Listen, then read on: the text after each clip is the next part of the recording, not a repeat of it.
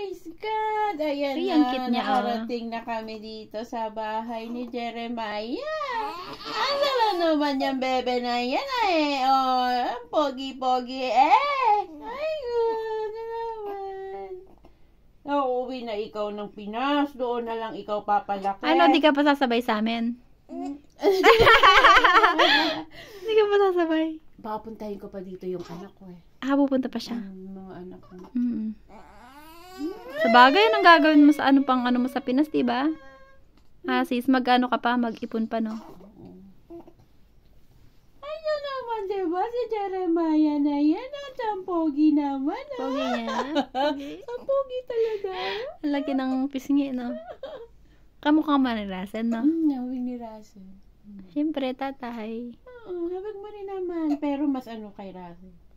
Ano, kay Daddy na. Oo, alam mo, ang pogi naman yung bebe na yan. Mga 6 months bago kayo mag-ano. Umuwi. Mga malaki. Enjoy muna namin dito, no? Buti Enjoy nga muna ano namin. ka. Kasi mas lalo ka mahihirapan kung nanganak ka ng winter. Kaya nga, eh. Buti nga, alam